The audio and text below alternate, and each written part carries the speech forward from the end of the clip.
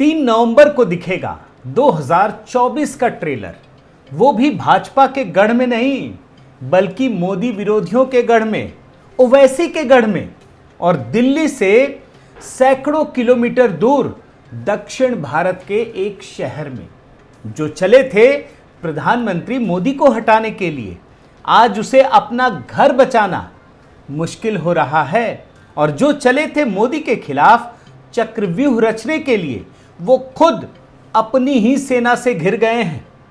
जिन लोगों ने कभी 15 मिनट की खुली चुनौती दी थी कि खुला छोड़ दो, आज उसके घर में ही सारी शक्तियां मिलकर भी पस्त हो रही हैं। और याद रखिए, ये सब क्यों हो रहा है? ये इसलिए हो रहा है क्योंकि तेलंगाना में चुनाव है। लेकिन ये कोई लोकसभा का चुनाव नहीं है, ये राज्य विधानसभा का भी ऐसा चुनाव नहीं है जो किस्मत बदल दे। ये सिर्फ और सिर्फ एक विधानसभा का उपचुनाव है। लेकिन इस चुनाव ने भारत के राजनीतिक इतिहास के सारे रिकॉर्ड तोड़ दिए हैं। ये बता दिया है कि मोदी की लोकप्रियता का मतलब क्या होता है। आज के इस वीडियो में दक्षिण भारत की बदलती हुई राजनीतिक परिस्थिति का एक विश्लेषण आपके सामने रखने की कोशिश करूंगा। साथियों नमस्कार, मैं हरिश्चंद्र बर्णवाल। तेलंगाना की राजनीति में एक भूचाल आने को बेताब है। तमाम राजनीतिक दल जो तेलंगाना की राजनीति में तूफान आने की संभावना बन रही है ना, उसे भांप चुके हैं। और वो सिर्फ इसलिए क्योंकि तेलंगाना में एक विधानसभा के लिए उपचुनाव कराया जा रहा है। अब कायदे से अगर देखें तो किसी भी राज्य में अगर विधानसभा का उपचुनाव होता है तो वो बहुत बड़ी खबर नहीं होती। एक लाइन से ज़्यादा अगर उस राज्य को छोड़ दें और उस विधानसभा को भी छोड़ दें तो दूसरे राज्यों के लिए एक लाइन से ज़्यादा की खबर नहीं होती। लेकिन ऐसी क्या वजह है कि तेलंगाना का ये उपचुनाव राष्ट्रीय महत्व का विषय बन गया है? अब इसके बारे में आपका ध्यान दिलाना ज़रूरी है। 3 नवंबर को तेलंगाना के ये जगह का नाम है मुनुगोडे, यहाँ विधानसभा में उपचुनाव कराए जा रहे हैं। और अब आप समझिए, इसके महत्व का अंदाज़ा आपको बताता हूँ क्यों ये राष्ट्रीय महत्व का है।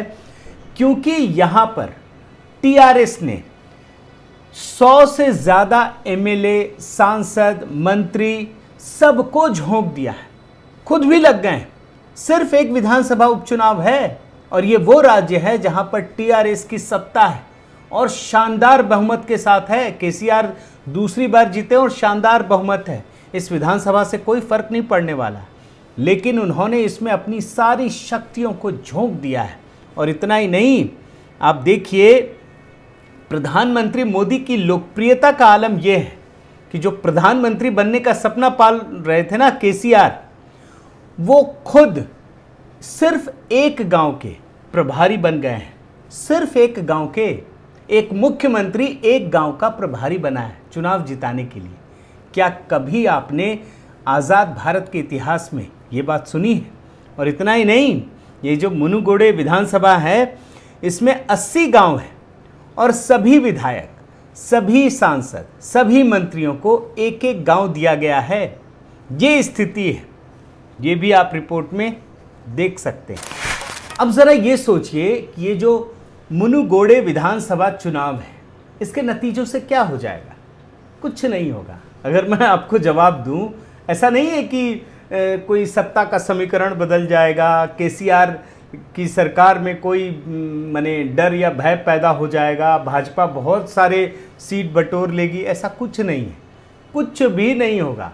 लेकिन जानते हैं इसका महत्व क्यों है? अभी जब मैं आपको इतिहास बताऊंगा ना तेलंगाना का, तो आप हैरान रह जाएंगे। और यकीन मानिए, अगले साल वहां पर विधानसभा का चुनाव है और उसके बाद लोकसभा का। तो विधानसभा चुनाव से पहले ये आखिरी जंग की तरह है और भाजपा की जीत का मतलब है, ये केसीआर भी जानते हैं कि अगर भाजपा जीत गई, जिसकी प्रबल संभावना बन रही है, तो 2023 में टीआरएस का पूरी तरह से खात्मा हो जाएगा। केसीआर की जो सियासी पारी है ना, वो खत्म हो जाएगी। और याद रखिए, टीआरएस की खात्मा की जो बात हो रही है ना, उसके संकेत मिलने शुरू हो गए। मुनुगोडे में चुनाव से पहले ही 19 अक्टूबर को याद रख लीजिए, यहीं के पूर्व सांसद बूरा नरसिंहा गौड़ भाजपा में शामिल हो गए। और आप जान लीजिए, गौड़ जाति के मतदाताओं की संख्या इस विधानसभा क्षेत्र में सबसे ज़्यादा है। अब आपको एक और दिलचस्प जानकारी देता हूं। ये जो मुनुगोडे विधानसभा सीट है, इस पर पहले, इस चुनाव से पहले ना तो बीजेपी का कब्जा था और ना ही टीआरएस का, मतलब किसी के विधायक नहीं है यहाँ पे। आप आश्चर्य से भर जाएंगे। मैं भी जब पढ़ रहा था तो मुझे बड़ा आश्चर्य हुआ, फिर इतनी लड़ाई, फिर वो कौन सा विधायक है जो यहाँ जीता था और कौन सी पार्टी का कब्जा था।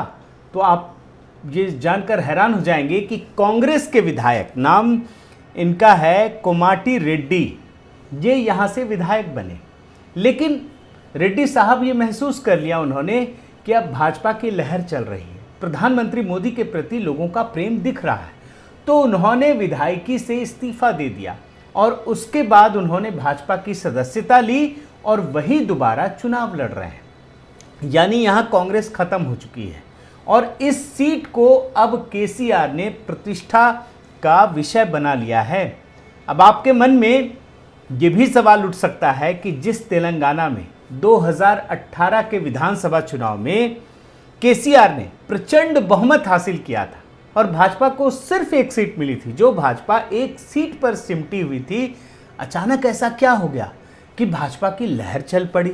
ये सवाल उठना लाजमी है। तो इसका जवाब भी मैं आपको देता हूं कि 2018 के बाद से आगे बढ़िए तो 2019 में ही तेलंगाना के लोगों ने प्रधानमंत्री मोदी के प्रति, भाजपा के प्रति अपना प्रेम दिखाना शुरू कर दिया था। और यही वजह है दोस्तों कि तेलंगाना में आश्चर्यजनक रूप से, आप रिपोर्ट देखिए, भाजपा को 4 सीटें मिली थी। और इसके बाद की कहानी तो केसीआर के लिए किसी बुरे सपने से कम नहीं है। अब मैं आपको कुछ रिपोर्ट दिखाता हूं, तब आपको पता चलेगा कि ये कहानी क्यों दिलचस्प हो गई है। केसीआर को अपने ही गढ़ में 3 बार प्रधानमंत्री मोदी की लोकप्रियता के आगे पस्त होना पड़ा। अब आप देखिए, अभी हाल में हैदराबाद नगर निगम का चुनाव हुआ था, भाजपा ने टीआरएस को रोक दिया और दूसरे बड़े दल के रूप में भाजपा उभर गई। टीआरएस को बहुमत नहीं मिला और भारतीय जनता पार्टी का रिजल्ट क्या रहा, यह भी आपको जानना चाहिए। 4 सीटों से लेकर 48 सीटों तक की लंबी छलांग लगाई। आप रिपोर्ट देखिए। और यही नहीं, प्रधानमंत्री मोदी की लोकप्रियता के सामने जो वैसी है ना, जिनके बयान लगातार मीडिया में सुर्खियों में बने रहते हैं, ओवैसी तक के पांव उखड़ गए। उनकी पार्टी हैदराबाद नगर निगम में दूसरे नंबर पर थी और आप अब देखिए वो तीसरे स्थान पर सरक गई है। इसका मतलब ये है कि जो ओवैसी पूरे भारत में घूम घूम कर सनातन संस्कृति को चुनौती देने का काम कर रहे हैं, अब उनके अपने ही घर में यानी हैदराबाद को भी, उसका भी नाम बदलने का भाग्यनगर के रूप में समय आ गया है। वैसे भारतीय जनता पार्टी ने सिर्फ हैदराबाद नगर निगम में ही केसीआर और ओवैसी को झटका नहीं दिया, उससे पहले की भी कहानी मैं आपको दिखाता हूं। आप देखिए, 2021 में हुजूराबाद विधानसभा सीट पर मतदान हुआ और जानते हैं भारतीय जनता पार्टी ने ये सीट टीआरएस से छीन ली। फिर इससे आप पीछे जाइए, 2020 में दुब्बाक सीट पर भी चुनाव हुआ था। केसीआर ने तब भी इसे प्रतिष्ठा का विषय बनाया था, लेकिन भारतीय जनता पार्टी ने ये सीट भी छीन ली। यानी केसीआर के मुस्लिम तुष्टीकरण के दांव को जनता बहुत अच्छे से समझ चुकी है। यही नहीं, जनता ने केसीआर के सेक्युलरिज्म का जो चोला है ना, उसको भी उतारने का फैसला कर लिया है। दोस्तों, आपने कई बार देखा होगा कि तेलंगाना में किस प्रकार से तुष्टीकरण की नीति अपनाई जाती है। ओवैसी तो खैर खुद ही वहाँ के रहने वाले हैं, जो पूरे देश में सांप्रदायिकता का जहर बोते हैं, और उनके साथ खड़े होकर केसीआर ने तेलंगाना में जो काम किया है वो निश्चित रूप से दुखदाई है। वो सनातन संस्कृति को भी नुकसान पहुंचाने वाला है। और आज जब प्रधानमंत्री मोदी की लोकप्रियता के सामने केसीआर के सारे दांव फेल हो चुके हैं, उनकी तरकश के सारे तीर बेकार हो चुके हैं, तो उन्होंने केजरीवाल वाला फॉर्मूला चला है, लालच देने का। और जानते हैं क्या फैसला किया? देखिए, केजरीवाल की तरह मुफ्त बिजली पर मतदाताओं को लुभाने का खेल शुरू कर दिया है।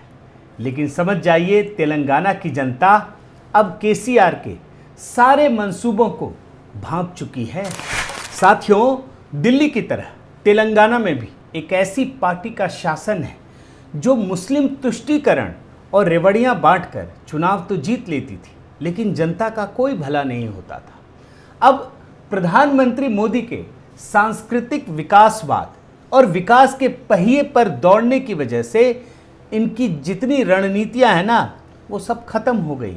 इन दलों के हाथ पांव फूलने लगे हैं, क्योंकि विकास के इस मॉडल में देश की खुशबू भी है और पसीना भी है।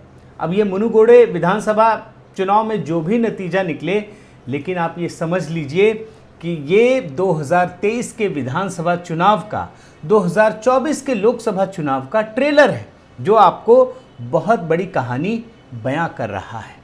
बहुत बहुत धन्यवाद।